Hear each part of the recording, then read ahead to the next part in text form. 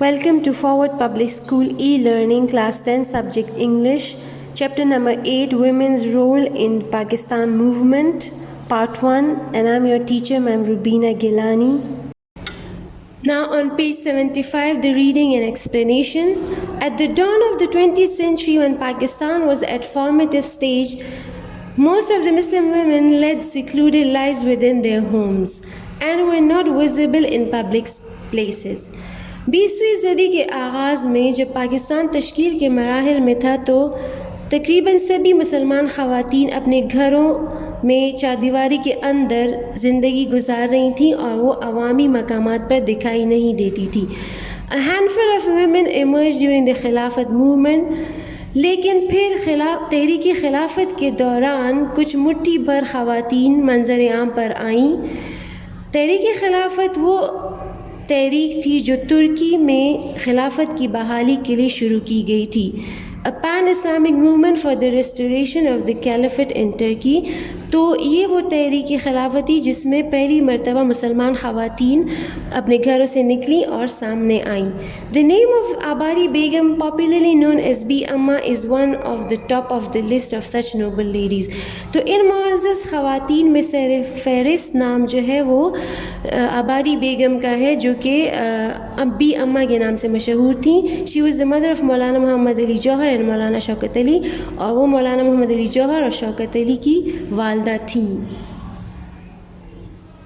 It was Quaid-e-Azam who brought about a social revolution in the emancipation and empowerment of Muslim women. یہ قائد اعظم تھے جو کہ ایک سماجی معاشرتی انقلاب لے کر آئے مسلمان خواتین کی آزادی اور خود مختاری میں. He repeatedly stressed the importance of women as equal partners of men if the Muslims of India were to achieve the dream of a separate homeland. انہوں نے بار بار اس بات پر زور دیا کہ اگر برصغیر کے مسلمان ایک الگ وطن کا خواب حاصل کرنا چاہتے ہیں تو خواتین بھی مردوں کے برابر کی شریک ہوں گی یا انہیں ہونا چاہیے.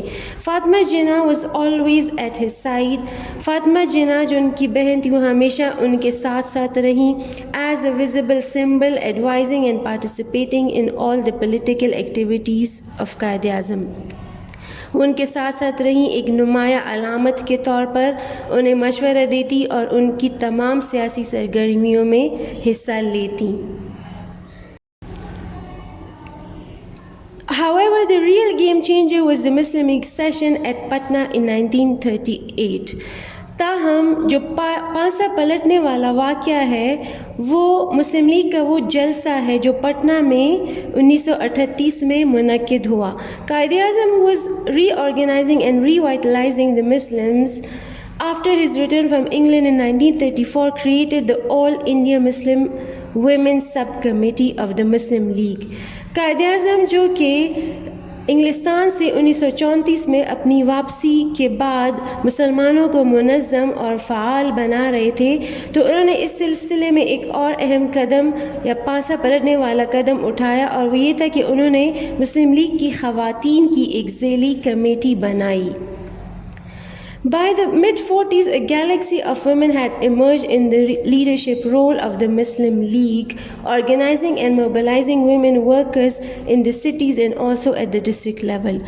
تو 1940 کی وسط کی دہائی میں مسلمان خواتین کا ایک کہکشاں قائدانہ کردار میں ابھرا، اور یہ خواتین جو ہے یہ نہ صرف ضلعی سطح پر بلکہ شہروں میں بھی خواتین ارکان کو متحرک اور منظم کرنے لگیں.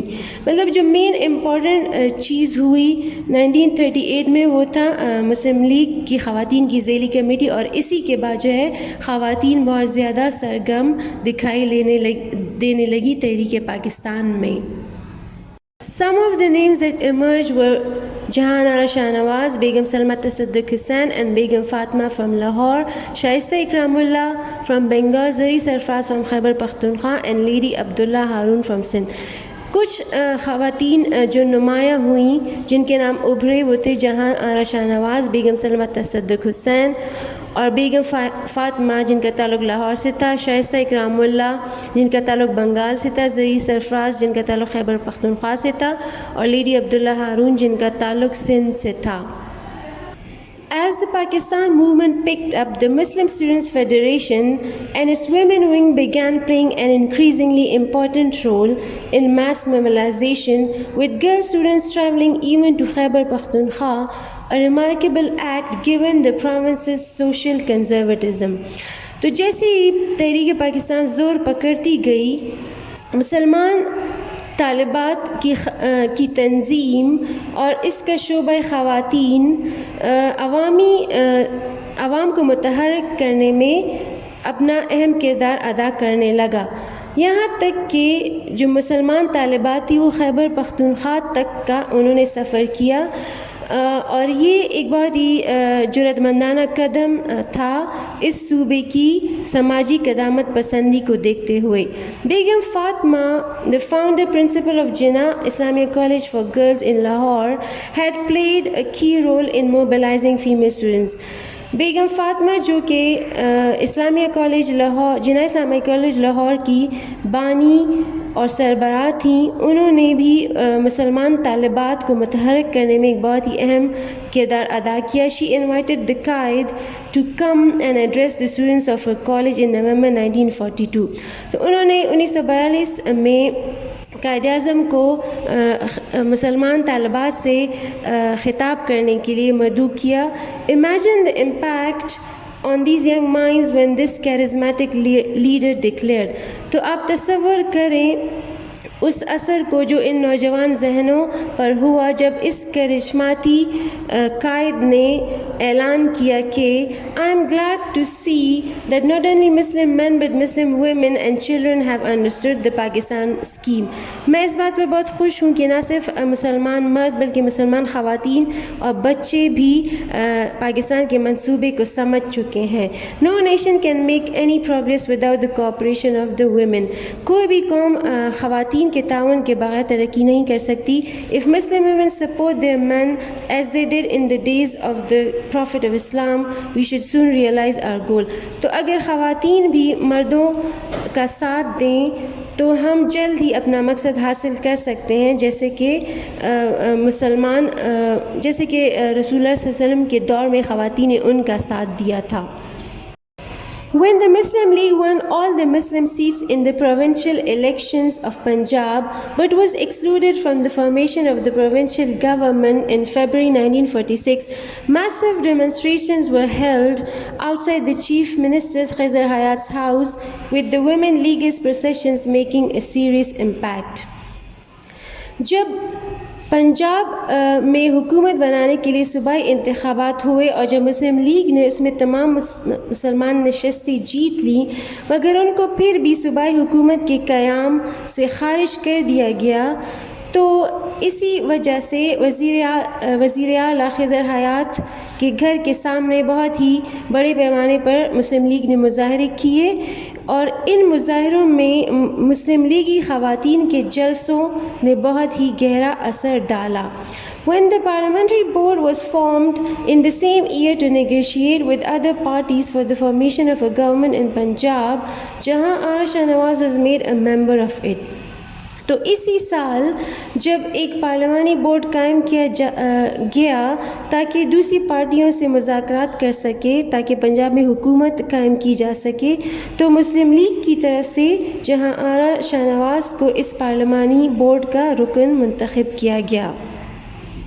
The Qaid-e-Azam was invited to send a representative to the USA to attend the International Herald Tribune Forum in September 1946 in order to present the case for a separate homeland for Muslims. Quaid Azam کو اس بات کی دعوت دی گئی کہ وہ USA میں ہونے والے انٹرنیشنل ہیرلڈ ٹریبیون کے اجلاس میں اپنا ایک نمائندہ بھیجیں تاکہ وہ اس اجلاس میں مسلمانوں کے لیے ایک الگ وطن کا مقدمہ پیش کر سکیں۔ He nominated Jahan Ara Shah Nawaz and M.H. Isfahani for it, telling Isfahani to counter the Hindu propaganda that Muslims were reactionaries who wanted to create a theocratic state. تو انہوں نے جہاں آر شاہ نواز اور ایم ایچ اصفہانی کو اس کام کے لیے منتخب کیا اور ساتھ میں ایم ایچ اصفہانی کو یہ بھی بتایا کہ وہ اس ہندو پروپیگنڈے کا مقابلہ کرے جس کے مطابق ہندو یہ پروپیگنڈا کر رہے تھے کہ مسلمان جو ہے وہ رجت پسند ہے، ریئیکشنریز ہیں اور وہ ایک مذہبی ریاست قائم کرنا چاہتے ہیں. They addressed public meetings and met heads of delegations at the UN from various countries and dispelled the apprehensions about the creation of Pakistan.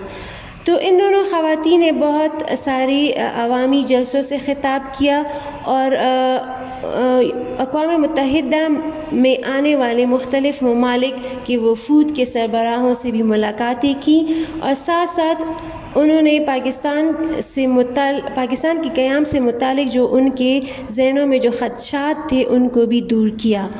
Isfahani wrote of Begum Shah Nawaz, "The Begum, an experienced parliamentarian, made quite an impression on the audience with her fluent speeches." تو M H Ispahani بیگم شاہ نواز کے بارے میں لکھتی ہیں کہ بیگم شاہ نواز جو کہ ایک تجربہ کار سیاست دان ہے، انہوں نے اپنی رواں تقاریر کے ذریعے حاضرین اور ناظرین پر ایک بہت ہی گہرا تاثر چھوڑا. When the provincial assemblies elected their quota of members to the Constituent Assembly, Begum Shah Nawaz was elected from Punjab and Shaista Ikramullah from Bengal. تو جب صوبائی اسمبلیوں نے آئین ساز اسمبلی کے لیے اپنی مخصوص تعداد یا کوٹا منتخب کیا تو ان میں 2 خواتین کا نام شامل تھا جو بیگم شاہ نواز تھیں جو کہ پنجاب سے منتخب ہوئیں آئین ساز اسمبلی کے لیے، اور شائستہ اکرام اللہ جو کہ بنگال سے منتخب ہوئیں آئین ساز اسمبلی کے لیے. By early 1947, the Pakistan movement had become a mass movement.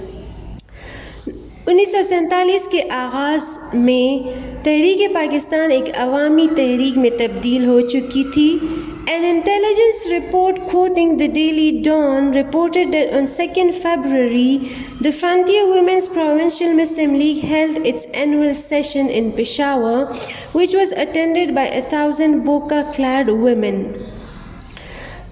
تو ایک خبر رساں ایجنسی نے روزنامہ ڈان کا حوالہ دیتے ہوئے یہ خبر دی کہ 2 فروری کو صوبہ سرحد کی مسلم لیگی خواتین کا سالانہ اجلاس منعقد ہوا پشاور میں which was attended by 1,000 burqa clad women، جس میں ہزاروں برقع پوش خواتین نے شرکت کی. By April, groups of women leaguers were touring the frontier. For the Frontier Women Subcommittee had asked for help from Punjab women leaguers. April میں مسلم لیگی خواتین کے گروہ در گروہ جو ہے وہ فرنٹیئر یعنی صوبہ سرحد کا دورہ کر رہے تھے، کیونکہ صوبہ سرحد کی مسلم لیگی خواتین کی ذیلی کمیٹی نے پنجاب خواتین کی ذیلی کمیٹی سے مدد مانگی تھی کہ وہ آئیں اور سرحد کا دورہ کریں. Mrs. Kamaluddin from Punjab addressed the women of Kohart from Muslim League office through a loudspeaker.